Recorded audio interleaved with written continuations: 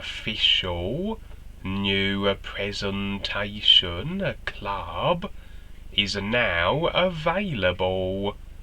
The new Awareness Club membership, to which is $1 per month, with the additional opportunity to speak with Universal Seer Duane, the great writer, on any subject, including real side experiences, dream interpretation, metaphysical, aliens, spiritual, paranormal, reincarnation, what's really going on in the world from the creational physical level and beyond into the real universes. Private Skype conferences with Duane, charged through PayPal at $1 a minute. Minimum time 30 minutes.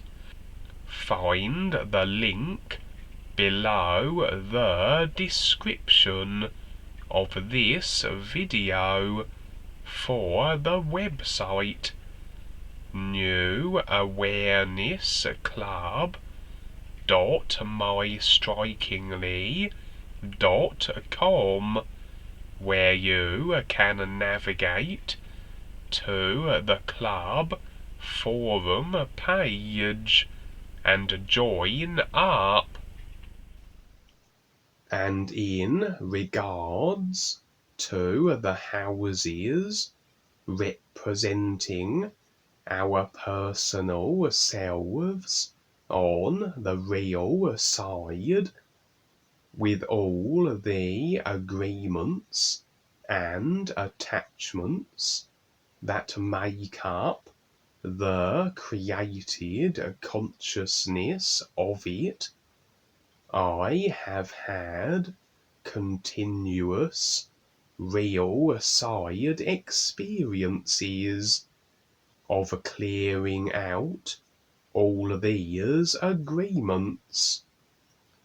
For we are all on this continuous process of extricating ourselves from that which binds us to creation, the agreements and attachment taplines that make up our created consciousness.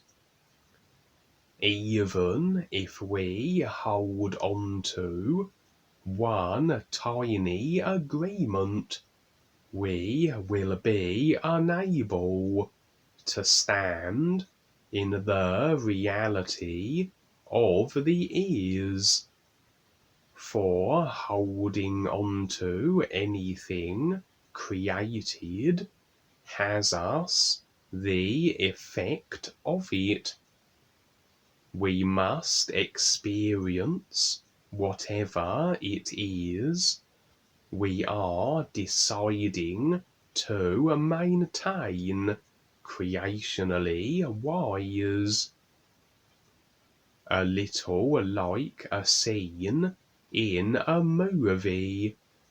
We keep deciding to play over and over again on our DVD players. At any time, we can stop playing it, and thus no longer experience it. But it's always a choice, and no one can make it for you. not even a guide. For this is free will, and that can't be interfered with simply by the fact of what free will is. It is every individual deciding what of the everything available they want to selectively experience, and that is based on decision, the focus, and where attention is placed, and no one can intervene in that.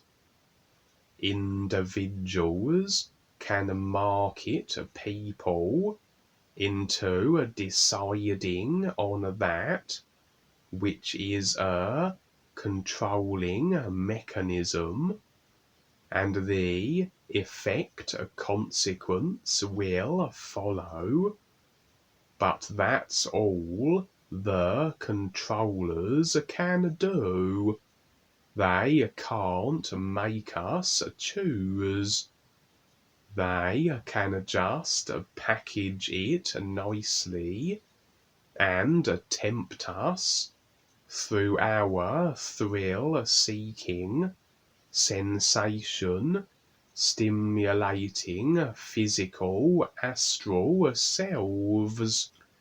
Through awareness, we begin to see through the deceptions and make better choices. And even with the subliminal, subconscious bombardment, that being akin to decisions being made that we are unconscious of, again, with awareness, we see more of the entirety of our created selves.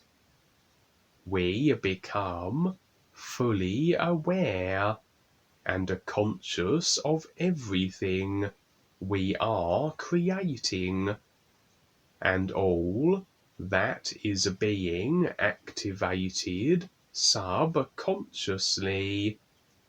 And again, we then stand in a position where we take responsibility and must consciously decide our positions in life. We always are the decider, but now we see the greater subconscious part of ourselves, rather than it activating automatically through the ingrained agreements that make up the created consciousness, agreements forged throughout our millions of lifetimes that remain activating experience until we unveil them, then decide their release. The guides are always there, but as the position suggests, they can only guide us. We have to make the decision to move onward in our process, forever stepping into the unknown, beyond the comfort zones of whatever creational reality we have sat in up until each moment. and so into our real side houses we will venture to clear out the clutter, clear out all the agreement representing debris, and eject all the individuals who represent emotional attachments onto the street also. This I have experienced, and as I said, we all will be having similar experiences. Those that decide to keep going with the endless journey of recognizing the isness. The very other night I was in the attic of my real side, personal house specifically, an attic which is a typical storing area for our agreement and attachment taplines. This attic was vast and had endless capacity for storage, and had shelves and shelves of DVDs and books. The impressions were that these were more recent lifetime representing taplines, and so there I was, putting them all in boxes, ready for expulsion from my house. Then, that done, or done to a point of satisfaction, for it's quite a task, and best done in stages, I would enter another attic that was connected to the attic I was in, going upwards even further, a double atticked affair. In this additional attic I would find a similar situation. Lots of clutter, but here most of the taplines were represented by books and curious train sets, and boxes containing old-looking toys. No technology in the form of DVDs, etc., and so suggesting these were older taplines based on the absence of modern technology, and more along the lines of books and old toys, as though from a bygone era.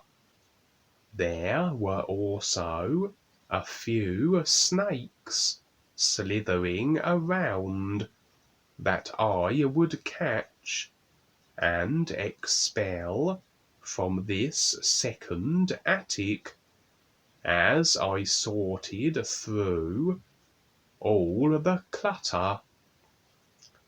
Some of the snakes tried to constrict me, a very apparent demonstration of attachment if ever I saw one, but my free will decision to release. What it was these snakes represented was firm, and out the window they would go. There was also a heavy-set individual that was sitting among the clutter, again representing an attachment, some random person from a lifetime once lived. He tried to justify his position. He came across as very charming and well-humoured, but regardless of his good intentions and character, he still represented an attachment. And despite how fine these attachments and agreements are on the surface, they are all still ideas that if we decide on, we must experience the effects of. It's not really a case of good or bad, or differentiating the nature of the taplines, more a case of deciding to free yourself from all creational restriction, or decide to remain in it and get caught in more unconscious lifetimes. And in fact, one of the slithering snakes would wrap itself around this individual and constrict him, and both would vanish from sight as I decided the release of them both. So maybe this person wasn't as charming as he appeared to be.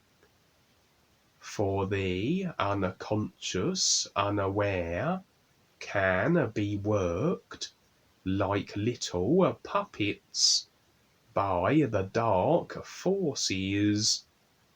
We can be taplined by reptilians through them, and they may be completely oblivious of their role as potential tapline agents, and maybe the snake constricting him represented this very fact, a snake that would have latched onto me, a reptilian that would have taplined and energy drained me through my agreement with this undoubtedly charming person.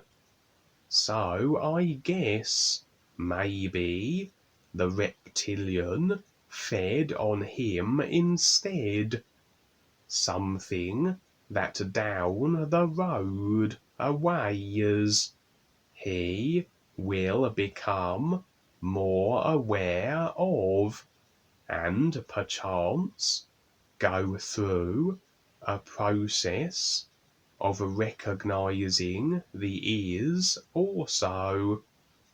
But for now, he was just a taplining agent and represented an agreement restriction more importantly, and as such, his time as a creational taplining anchor was up. And besides, emotional attachment works two ways. I am as much an anchor to him as he would have been to me had the tapline been maintained, and so become a re-bazaar risk-taker with us, and become more aware and self-sufficient. Sing new you, and see for yourself. On the real side life is, and learn to earn your real freedom into the real universes of the true reality life is. No more restrictions ever.